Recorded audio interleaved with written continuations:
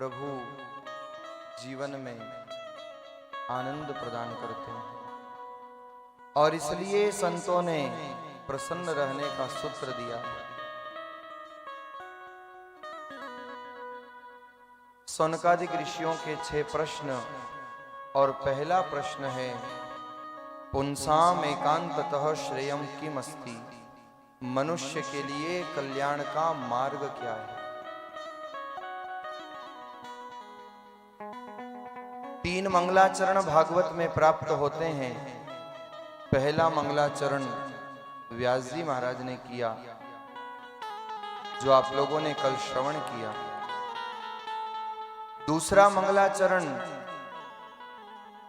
सूत जी महाराज ने, और भागवत का तीसरा मंगलाचरण सुखदेव जी महाराज राजन परीक्षित के प्रश्नों पर करते। दूसरे मंगलाचरण में सौनकादिक ऋषियों के प्रश्नों के उत्तर स्वरूप श्री सूत जी महाराज ने बड़ा सुंदर उपदेश दिया। नारायणं नमस्कृत्यं नरं चैव नरोत्तमं देवीं सरस्वती व्यासं ततो जयमुदीरये।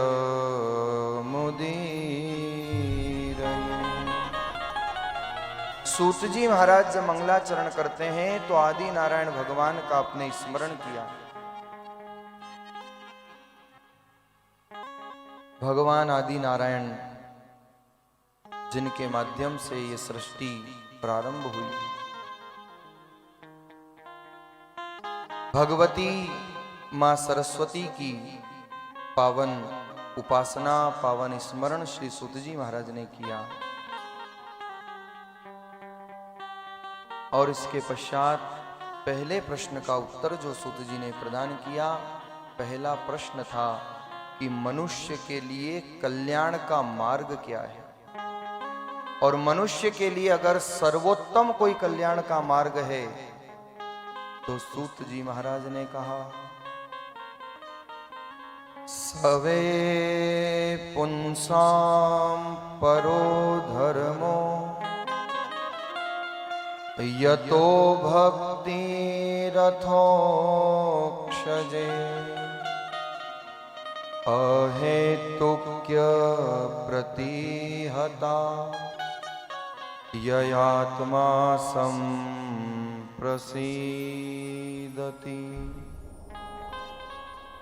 मनुष्य के लिए सर्वोत्तम कल्याण का मार्ग सवे पुंसाम परो धर्मो यतो भक्ति रथोक्षजे, एकमात्र भगवत चरणों की भक्ति, ये मनुष्य के लिए सर्वोत्तम कल्याण का मार्ग। संसार में मानव बनकर के अगर हम आए हैं, केवल खाने पीने सोने में ही अगर जीवन बिता दिया, केवल जीवन की तीसरी वेल्थ वुमन और वाइन में ही अगर हमने समाप्त कर दी तो जीवन कहीं का नहीं रहेगा, क्योंकि ये बार बार मिलता नहीं है। रामस्नेही संप्रदाय के मारवाड़ के एक संत हुए सगराम दास जी महाराज, उन्होंने बड़ा सुंदर लिखा है अपने कुंडलियों में। उनके कुंडलिये बड़े प्रसिद्ध हुए और सीधे हृदय में आघात करते हैं, सीधे हृदय में प्रवेश करते हैं। सगराम दास जी महाराज ने कहा, कहे दास सगराम राम रस कालो गटका, मत चूको या समय 4 दिन का है चटका। अरे ये चटका चूक्या पछे फिर मिले न दूजी बार, 184 जून में दुख को वार न पार,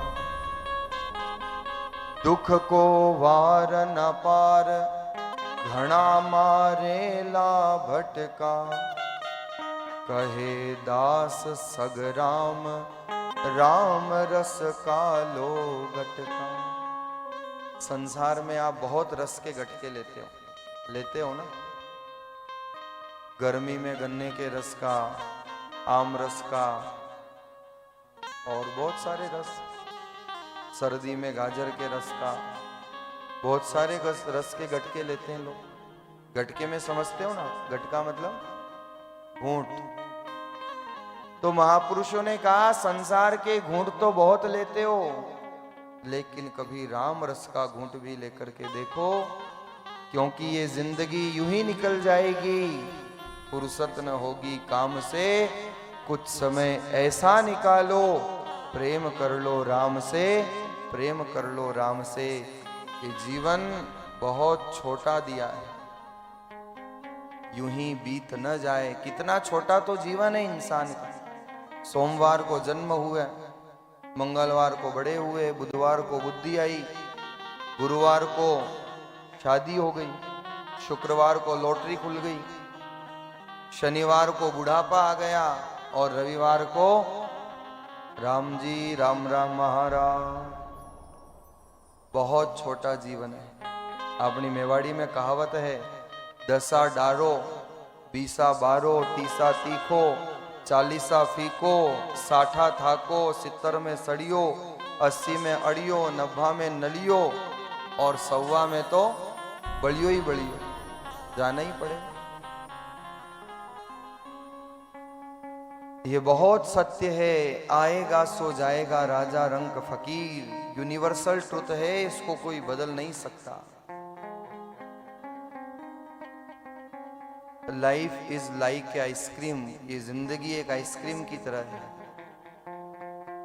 आप टेस्ट करोगे तो भी वो मेल्ट होगी, नहीं करोगे तो भी वो मेल्ट होगी।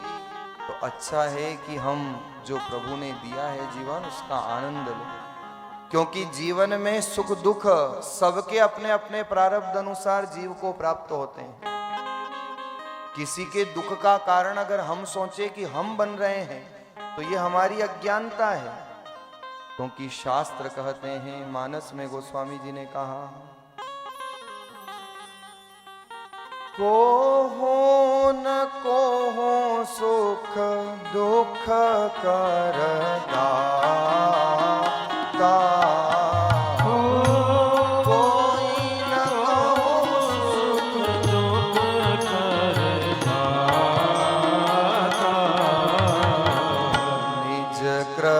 करम भोग सब भाता,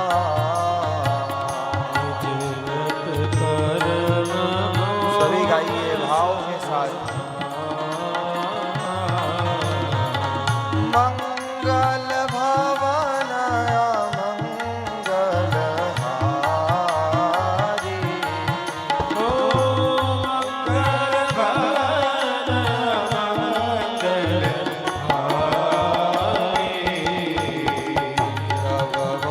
दशरथ अजीर बिहारी,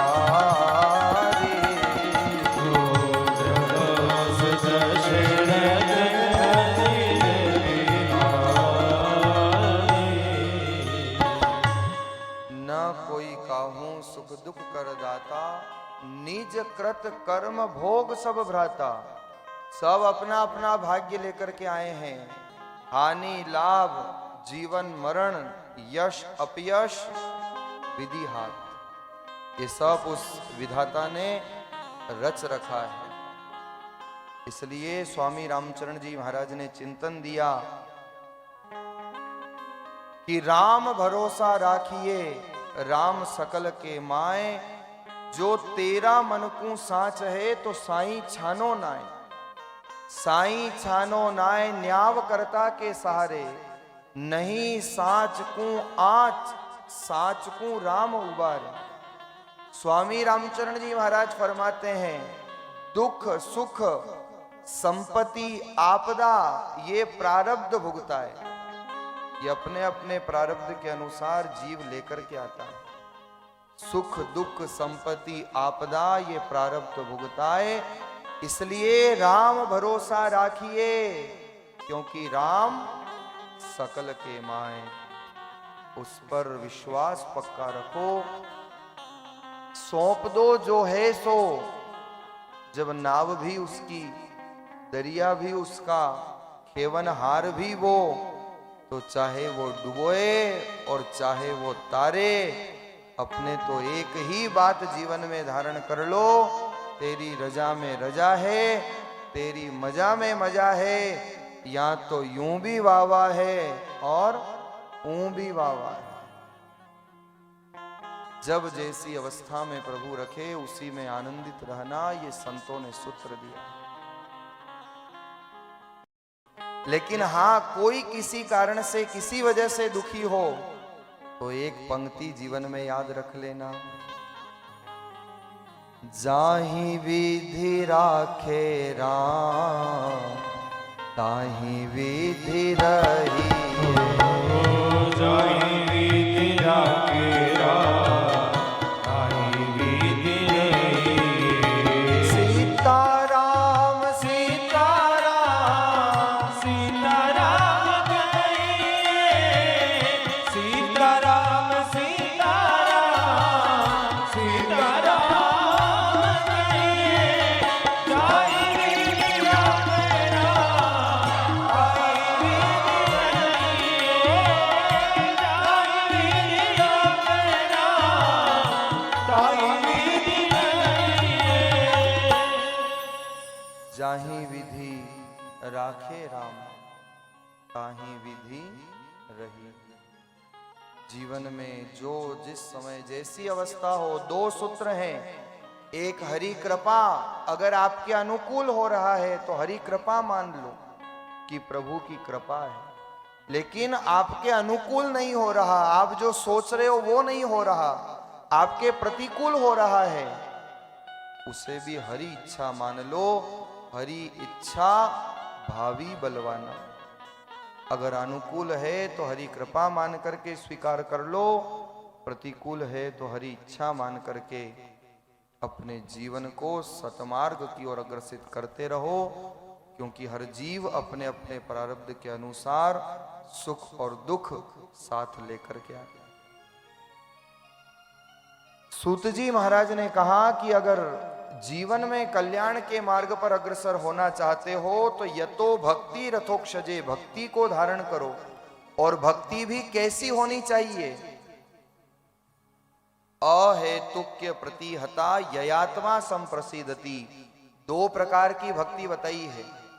एक भक्ति अहेतु की होनी चाहिए, जिसका कोई कारण ना हो, बिना कारण की भक्ति हो, जिसमें मांग तांग नहीं हो। और सच बताना, हम कौन सी भक्ति करते हैं? मंदिर भी जाते हैं ना तो दर्शन करने कम, मांगने ज्यादा जाते हैं। बहुत लंबी लिस्ट होती है। एक बार अगर भगवान की नजर हो जाए तो महापुरुषों ने लिखा, नयन छके रसना छके, छकी दृष्टि मुस्कात। और छकी दृष्टि जहां पर पड़े तो रोम रोम छक जात। रोम रोम में भक्ति जागृत हो जाती है, भक्ति भाव करुणा उत्पन्न हो जाती है। लेकिन बहुत मुश्किल होता है कि प्रभु की नजर पड़ जाए। तो मैं सोच रहा था कि भगवान देखते क्यों नहीं है, भगवान क्यों नजर नहीं डालते। फिर मेरे मन में एक चिंतन आया कि भगवान इसलिए नजर नहीं मिलाते क्योंकि भगवान सोचते हैं कि इससे नजर मिला ही नहीं कि ये मांगना शुरू कर देगा। क्योंकि बहुत लंबी लिस्ट होती है ना, हे भगवान ये दे देना, हे भगवान वो दे देना। तो भगवान ने कहा देखो ही मत। और देखो वास्तविकता भी यही है, प्रैक्टिकल भी अगर आप सोचो, आप लोग जब यात्रा करते हो तो कहीं रेड लाइट पर जब आप रुकते हो तो बहुत सी जगह बहुत बार कुछ मांगने वाले आ जाते हैं। कभी आप दे भी देते हो लेकिन कभी मन नहीं होता है और वो बार बार मांग रहा होता है, तो आप क्या करते हो? क्या करते हो? कांच चढ़ा लेते हो, उसकी सुनते ही नहीं हो, वो चाहे जो बोल रहा हो, आप कांच चढ़ा देते हो, अपना काम करने लग जाते हो। तो विचार करना कि जब वो बार बार मांगता है और उसके बार बार मांगने से आप परेशान होकर के कांच चढ़ा लेते हो, तो प्रभु से इतनी भी याचना मत कर लेना कि भगवान को भी कभी कांच चढ़ाना पड़ जाए। इसलिए केवल मांगने मत जाया करो, दर्शन करने जाया करो। हम मंदिर तो जाते हैं, बस अंतर केवल इतना ही है कि बाहर कोई मांगे लोग उसे भिखारी कह देते हैं, और अंदर क्या नाम दिया जाए उसे।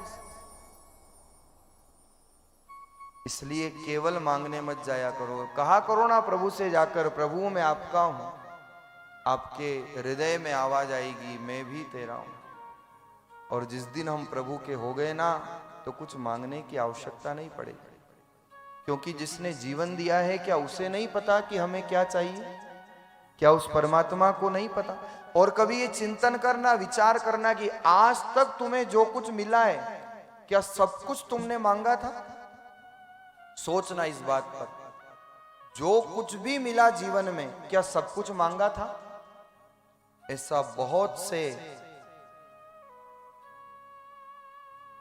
कार्य होंगे, ऐसी बहुत सी कृपा परमात्मा ने की होगी अहेतु की, जिसकी हमने कल्पना भी नहीं की होगी, लेकिन प्रभु कृपा से वो कार्य संभव हो गया। बिना मांगे ही सब कुछ मिल गया।